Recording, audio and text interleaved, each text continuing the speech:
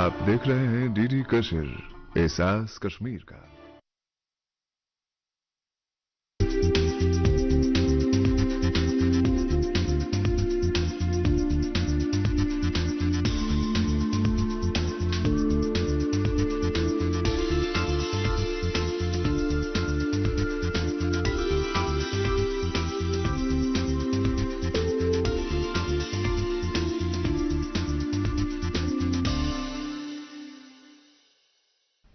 आदाब नाजरीन, youth forum का और एक शुमारा लेकर हम आपकी खिदमत में हाजिर। मैं आपकी मेज़बान उर्वतुल वस्का। नाजरीन, बेरोजगारी के लिहाज से वादी कश्मीर भारत में तीसरे नंबर पर आती है और हाल में किए गए एक सर्वे के मुताबिक कश्मीर की अनएम्प्लॉयमेंट रेट 23% से ज्यादा हो चुकी है, जिनमें ज्यादातर हमारे नौजवान शामिल होते हैं। नाज़रीन, ये वही नौजवान हैं जिन पर न सिर्फ अपने मुस्तकबिल और अपने घर को संभालने की जिम्मेदारियां होती है, बल्कि ये वही नौजवान है जो अपने कौम का सतून कहलाता है। तो नाज़रीन, क्या स्ट्रैटेजीज हो सकती हैं जिससे इस अनएम्प्लॉयमेंट रेट को कम किया जा सकता है, और क्या स्ट्रैटेजीज हो सकती हैं जिनसे ज्यादा जॉब अपॉर्चुनिटीज इन नौजवानों के लिए फराहम की जा सकती है। इन्हीं बातों पर तबसरा करने के लिए आज के इस खास शुमारे में जिस मौजू का हमने इंतखाब किया है वो है addressing youth unemployment and strategies for enhancing job prospects. और आज के इस शुमारे में इस मौजू पर बात करने के लिए जिन मेहमानान को हमने दावत दी है, आइए उनसे आपका तारुफ करा देते हैं। हमारे साथ मौजूद हैं आबिद हुसैन जी, आप एक रिसर्च स्कॉलर हैं।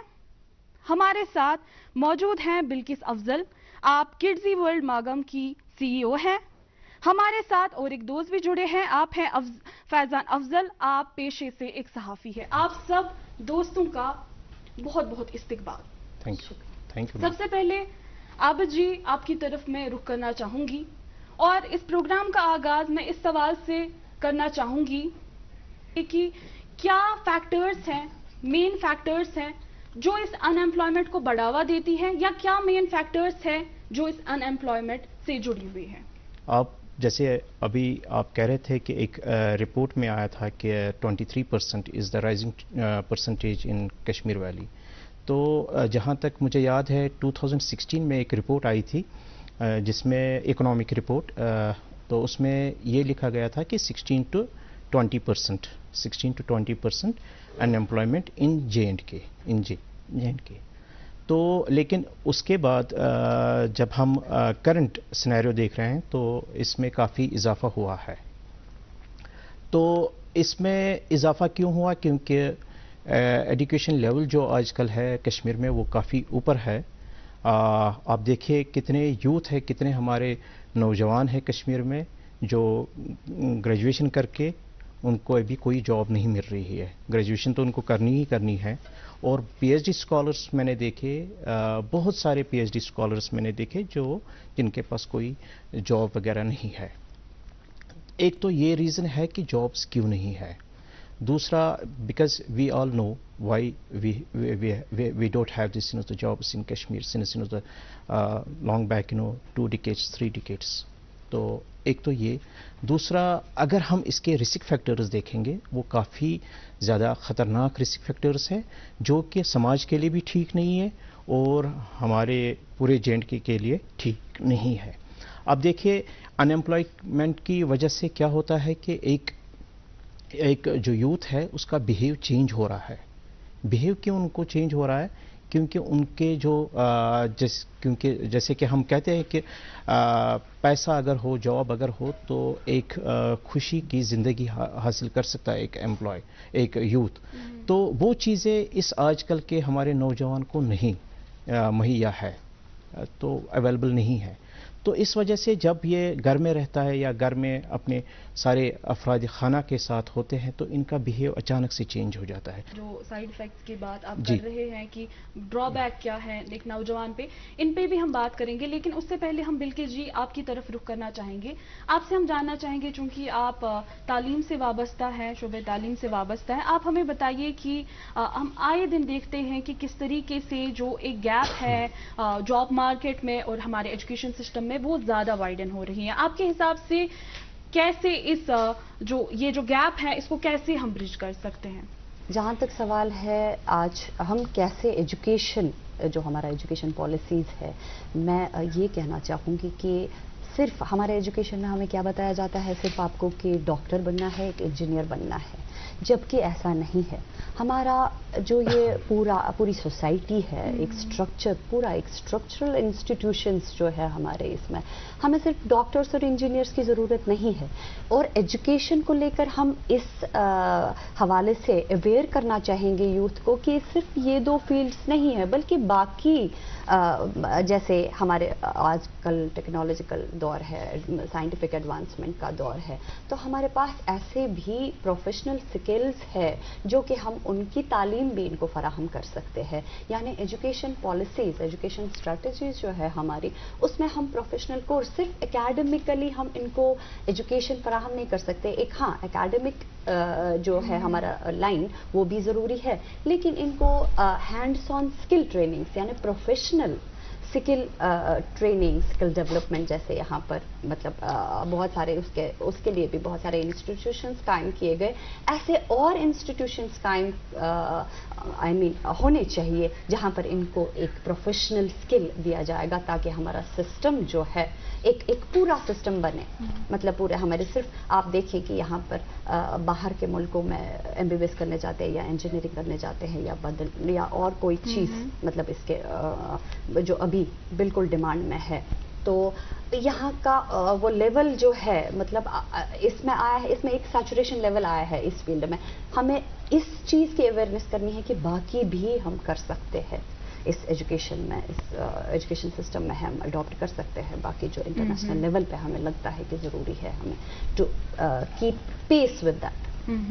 फैज़ान, आपसे हम जानना चाहेंगे, जो मेरा सवाल आपसे होगा वो ये होगा कि जहां हम अनएम्प्लॉयमेंट की बात करते हैं, तो आपको क्या लगता है एज यूथ, आपको क्या लगता है कि क्या इम्पैक्ट है इस अनएम्प्लॉयमेंट का हमारी सोसाइटी पे, हमारे इकोनॉमिक सिस्टम पे और खासकर एक यूथ पे? आपका सवाल है कि जो यूथ है उन पे कितना असर पड़ता है इस अनएम्प्लॉयमेंट की वजह से.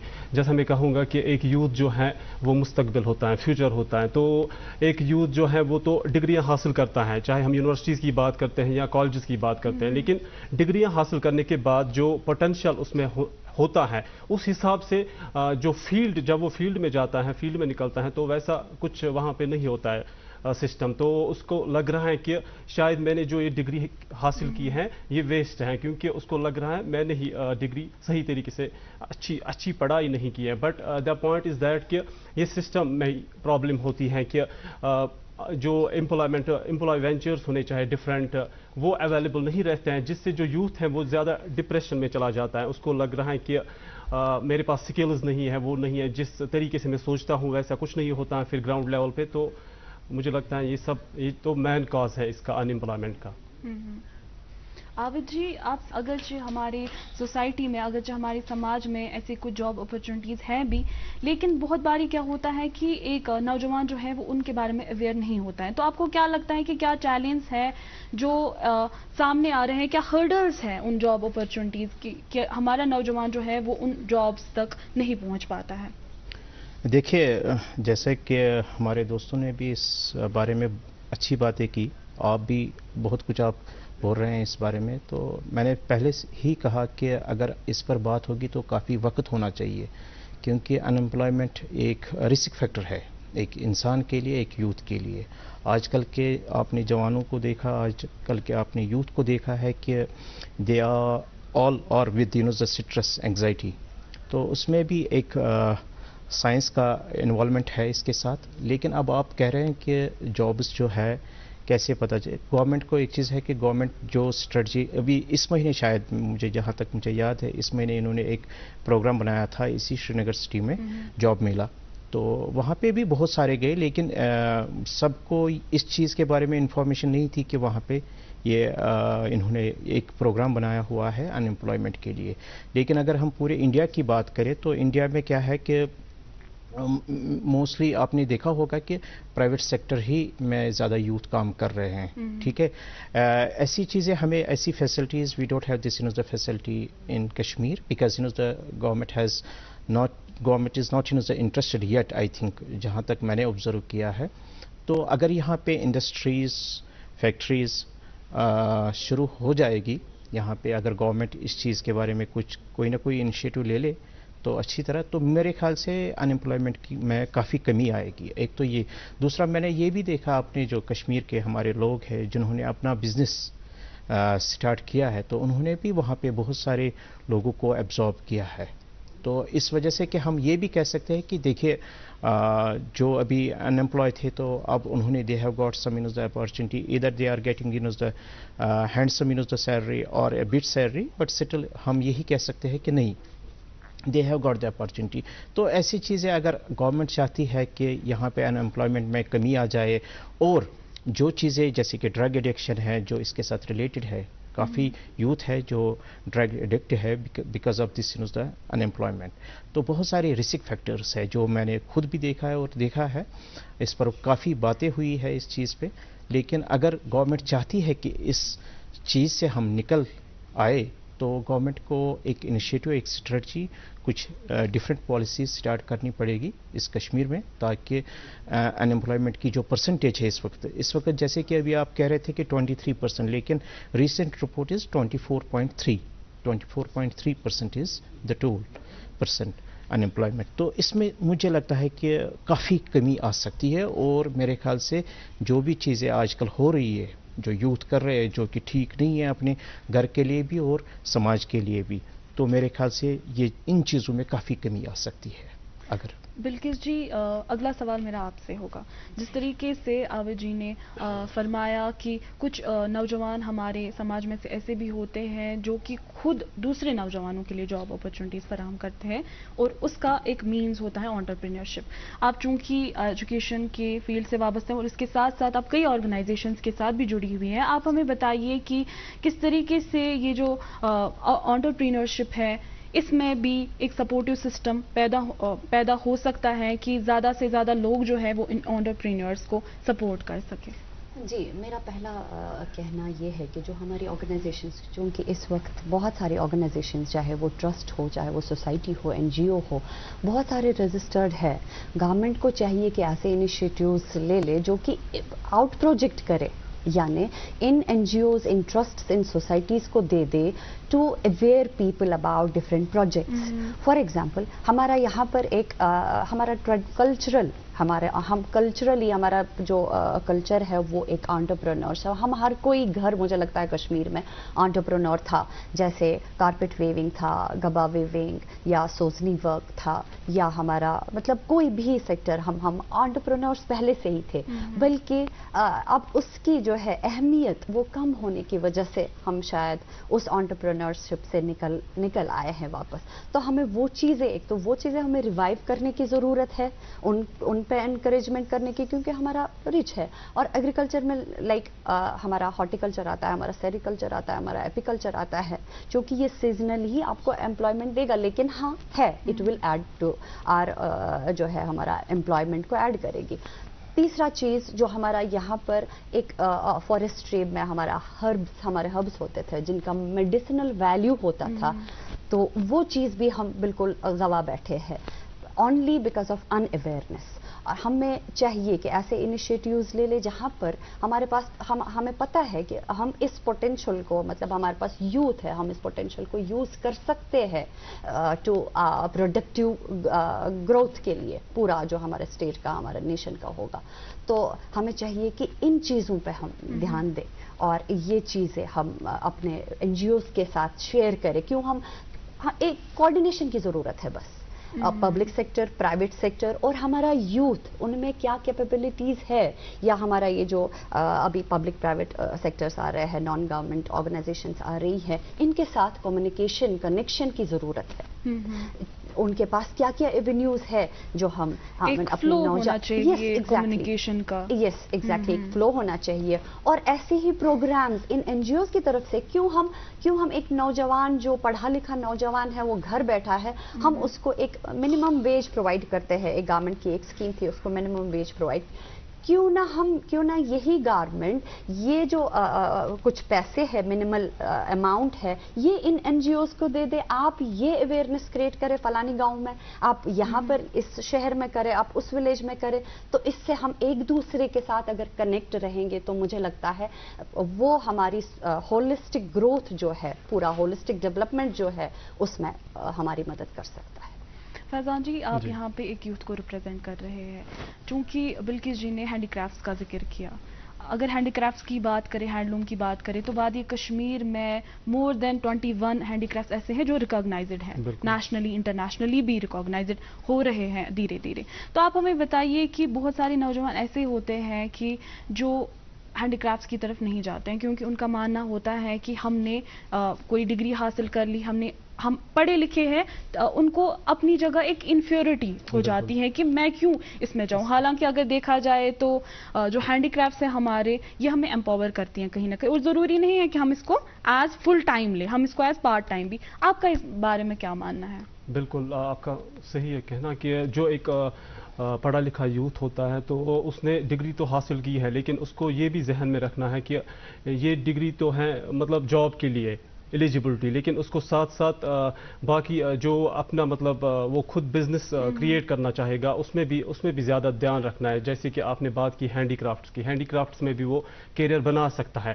اور آج کل کے زمانے میں ہینڈی کرافٹس صرف ہینڈی کرافٹس ہی نہیں بلکہ باقی فیلڈز بھی جو ہیں ان کے لیے بھی بہت ساری اسکیمز اویلیبل ہیں گورنمنٹ کے پاس. اگر ایک یوتھ چاہے تو وہ فائدہ اٹھا سکتا ہے, وہ ڈفرینٹ اسکیمز سے فائدہ اٹھا سکتا ہے, خود کا اپنا بزنس یونٹ کریٹ کر سکتا ہے, نہ صرف اپنے لیے بلکہ وہ اور جو یوتھ ہے ان کو بھی انوالو کرے گا اس بزنس میں, جس سے جو ہے ان امپلائمنٹ کی جو ریٹ ہے وہ دھیرے دھیرے کم ہوتی جائے گی. اس کو یہ نہیں ذہن میں رکھنا ہے کہ میں ایک پڑھا لکھا ہوں, اب مجھے جاب ہی کرنا ہے, پھر وہ ویٹ کرتا رہے گا جاب کے لیے. تو اس سے کیا ہوتا ہے, ایک تو ٹائم نکل جاتا ہے, اور دوسرا وہ کہیں نہ کہیں اس کا ذہن, وہ مینٹلٹی بھی اس کی خراب ہو جاتی ہے, اور فزیکل فٹنس بھی, کیونکہ وہ اکیلا رہنا پسند کرتا ہے زیادہ تر, کیونکہ وہ چاہتا ہے نہ میں اس فیلڈ کی طرف جاتا ہوں اور نہ ہی خود کا کچھ کریٹ کرنا چاہے. یوتھ کو چاہے کہ وہ اپنا کچھ سٹارٹ کرے تاکہ ان کا فائدہ ہو اس میں. بالکل صحیح. عابد جی, آپ سے ہم جاننا چاہیں گے, چونکہ کشمیر میں بھی اگر ہم دیکھیں یا ہندوستان کی اگر ہم بات کریں تو زیادہ پاپولیشن جو ہے وہ گاؤں سے تعلق رکھتی ہے, اور انہی گاؤں میں ہماری فارمنگ کو ہم دیکھتے ہیں کہ کس طریقے سے یہ جو لینڈ ہے اس پہ مکان بنائے جا رہے ہیں, جس وجہ سے یہ جو فارمنگ کا ایک کلچر تھا ہمارے کشمیر میں وہ کہیں نہ کہیں کم ہو رہا ہے. لیکن ساتھ میں ہم دیکھ رہے ہیں کہ نہ صرف پیڈی کلٹیویشن بلکہ اور بھی کئی چیزیں اب ان کی بھی فارمنگ ہونے لگی ہیں, جیسے لیونڈر کا ہم نے دیکھا. تو آپ کو کیا لگتا ہے کہ کیا نوجوانوں کو اس فارمنگ میں پارٹ لینا چاہیے, کیونکہ زیادہ تر پاپولیشن جو ہماری ہے وہ گاؤں دیہات سے ہی تعلق رکھتی ہے؟ یس میم. تو ابھی جیسے کہ انہوں نے ابھی کہا کہ ایک سیزنل امپلائمنٹ ایک یوتھ کو ملتی ہے, تو لیکن وہ سیزنل ہی ہے, ہم سلیکٹو نہیں کہہ سکتے, سیزنل ہے. آپ نے بھی یہ دیکھا ہوگا کہ ہمارے یہاں کوکرناگ ایریا میں ایک یوتھ ہے جنہوں نے اپنا کچھ فشریز کا اپنا بنایا ہے, جہاں پہ انہوں نے تقریباً 20-25 یوتھ جو ہے وہاں پہ ایبزارب ہوئے.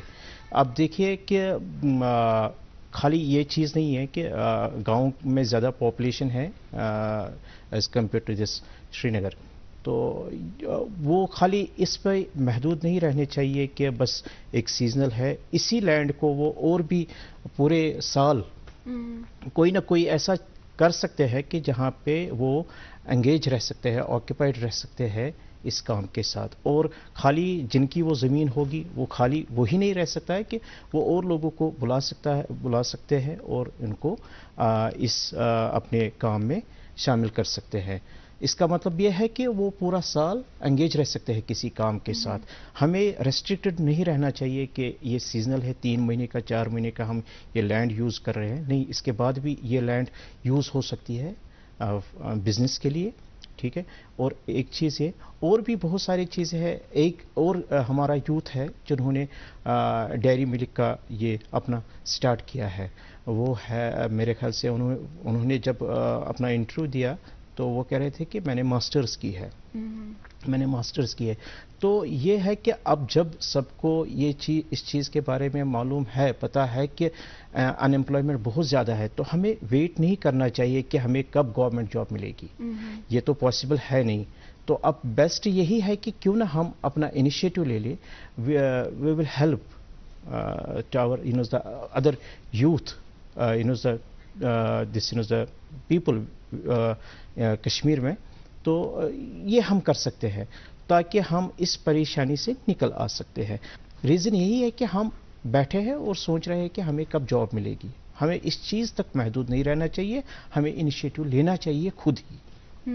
بلکہ جی آپ سے ہم جاننا چاہیں گے, چونکہ ہم نے کچھ اسٹریٹجیز کے بارے میں بات کی اور ہم نے دیکھا کہ کہاں کہاں پہ یہ پوٹینشیل ہیں, کس کس سیکٹر میں پوٹینشیل ہیں, وہ بات تو ہم نے کی. لیکن ہر ایک بات کا جو ہے ایک سوسائٹل پہلو بھی ہوتا ہے, اور اس بارے میں اگر ہم بات نہ کریں اور اس پلیٹ فارم کے ذریعے اویئرنیس نہ پھیلائے تو بہت ہی زیادتی ہوگی.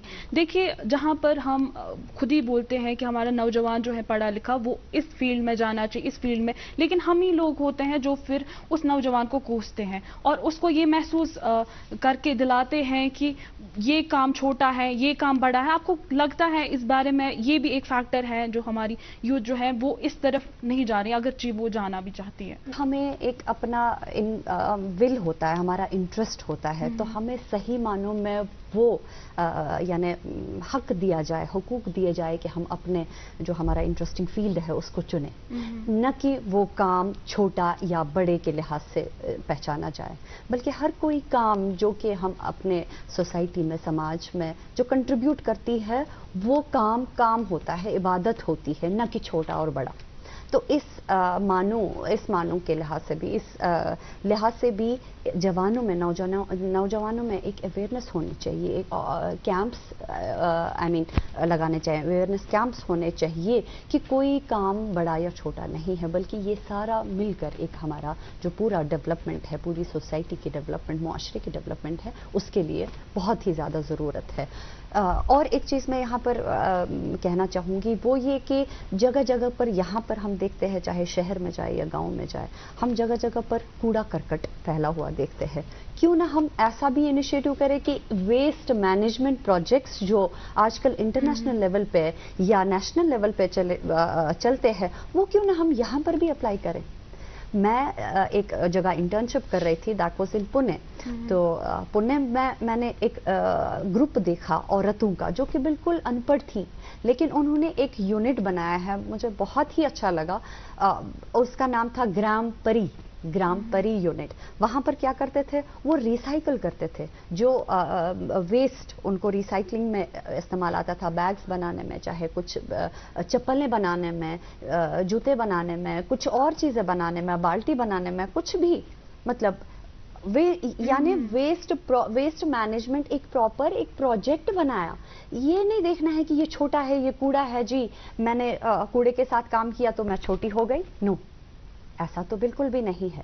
ایسا یہی اویئرنیس, یہی لوگوں میں, یوتھ اپنے نوجوانوں میں یہ چیز بات پھیلانے کی, یعنی میسیج اسپریڈ کرنے کی ضرورت ہے. فیضان جی, ہم آپ سے جاننا چاہیں گے, چونکہ بلقیس جی نے ذکر کیا کہ اویئرنیس پھیلانی, آپ کو کیا لگتا ہے کہ یہ اویئرنیس کس کو پھیلانی ہے, کون ذمہ دار ہے اس چیز کا, کون ریسپانسبلٹی لے گا کہ یہ جو گیپ ہے ہمارے یوتھ میں, ہمارے پرائیویٹ گورنمنٹ سیکٹرز میں, ان سب کو اکٹھے ملا کے کچھ اسٹریٹجی جو ہے جن پہ ہم نے بھی بات کی اس کو اپلائی کیا جائے, امپلیفائی کیا جائے. بالکل, جیسا میم نے کہا کہ یہ جو اویئرنیس ہے یہ گورنمنٹ پہ ڈیپینڈ کرتا ہے. جیسے کہ مطلب ایڈمنسٹریشن ہے, ڈفرینٹ فیلڈ سے جو بلانگ کرتے ہیں, ان کو یہ اویئرنیس کرنی چاہیے. اور خاص کر جو ولیجز ہوتے ہیں یا رورل ایریاز کی ہم اگر بات کریں گے, کیونکہ وہاں پہ جو ہیں وہاں پہ بہت سارے امپلائی جنریٹ ہو سکتی ہیں, لیکن جو وہاں کا نوجوان ہے, چاہے پڑھا لکھا ہے یا جس نے پڑھا نہیں ہوتا ہے بٹ ان کو اویئرنیس کی کمی ہوتی ہے کہ ہم کیسے اس کو پروڈکٹیو بنا سکتے ہیں. ان کو بہت ہی نزدیک ہوتا ہے ہر کوئی چیز, لیکن ان کو پتہ نہیں ہوتا ہے کہ ہم کیسے اس پہ کام کریں گے ڈیو ٹو ان اویئرنیس. اور یہ ایک ذمہ داری ہے ہماری ایڈمنسٹریشن کی, ہماری گورنمنٹ کی, جو آفیسرس ہیں ان کو ڈفرینٹ اویئرنیس پروگرامز کرنے چاہیے یہ ولیجز میں, تاکہ جو یوتھ ہے وہاں کا ان کو فائدہ ملے زیادہ سے زیادہ. جی عابد جی, ہم آپ سے جاننے کی کوشش کریں گے کہ پیرنٹل سپورٹ جو ہے وہ ان امپلائمنٹ کو کرب کرنے کے لیے بھی ایک ذریعہ ہے, کیونکہ ہم دیکھتے ہیں کہ اپنے بچے کو ہم نے پریشر ڈالا ہوا ہوتا ہے کہ آپ کو پیسے کمانے ہیں, اس بیچ وہ جو ہے وہ اسکل اپنے انہانس نہیں کر پاتے ہیں, کیونکہ اس کا جو فل فوکس ہوتا ہے وہ ہوتا ہے پیسے کمانے پہ. اور کہیں پہ فار ایگزامپل اگر اس کو انٹرنشپ مل رہی ہے جہاں پہ اس کی اسکل انہانس ہو رہی ہے جو کہ اس کو ہمیشہ کا روزگار دے سکتا ہے, لیکن وہ انٹرنشپ نہیں کرے گا کیونکہ اس کا ماننا ہوتا ہے کہ مجھے یہاں سے پیسے نہیں مل رہے ہیں, and at the long run وہ اپنا نقصان اس معاملے میں کر رہا ہوتا ہے کہ اس کے جو سکلز ہیں وہ وہاں ہی رہتے ہیں. وہ اپنی ڈگری کو لے کے یہی ہمیشہ دعوے کرتا رہتا ہے کہ مجھے نوکری نہیں ملی. تو آپ کا اس بارے میں کیا کہنا ہے؟ آپ کیا مانتے ہیں کہ فائنینشلی بھی کیا ہمارے یوتھ کو سپورٹ کی ضرورت ہے؟ کس کے سپورٹ کی ضرورت ہے؟ کیا پیرنٹل سپورٹ بھی اس میں ایک مین فیکٹر ہو سکتا ہے؟ جی بالکل, جیسے کہ میں نے پہلے بھی یہ بات کہی کہ آج کل کے یوتھ میں بیہیویئر چینجز ہوئی ہے. آپ نے دیکھا ہوگا کہ گھر میں جتنے بھی افراد ہیں کہ اچھے طریقے سے بات نہیں ہوتی ہے اپنے یوتھ کے ساتھ, کیونکہ پرابلم یہی ہے کہ ان امپلائمنٹ.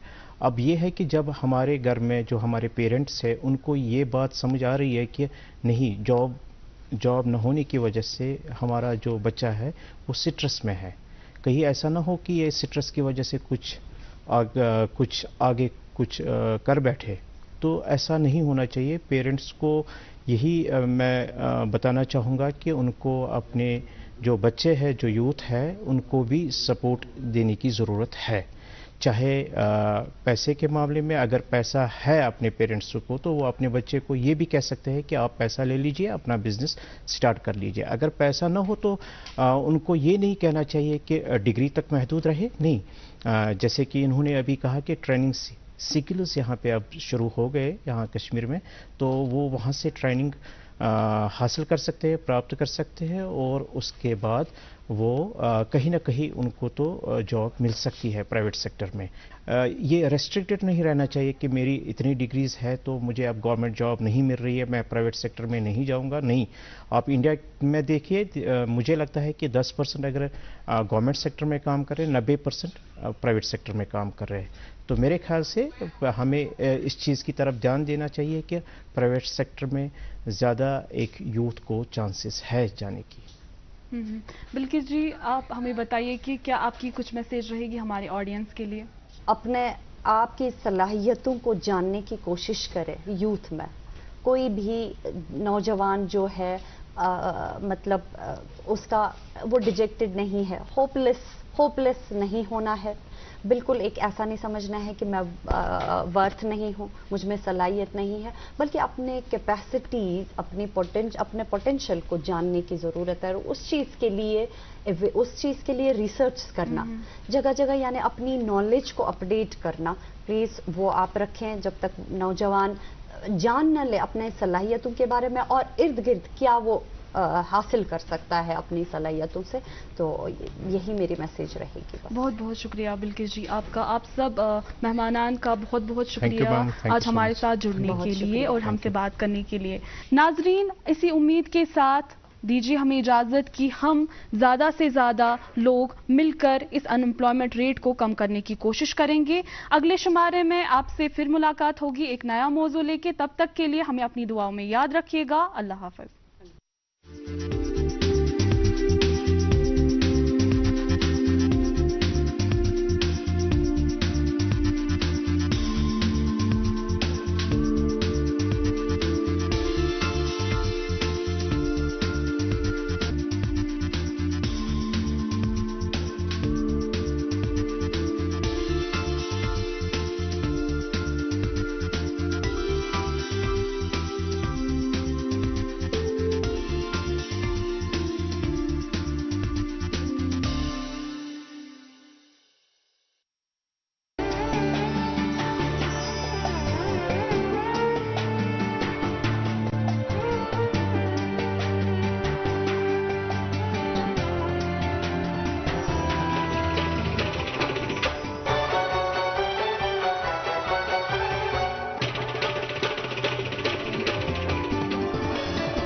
आप देख रहे हैं डीडी कशर एहसास कश्मीर का।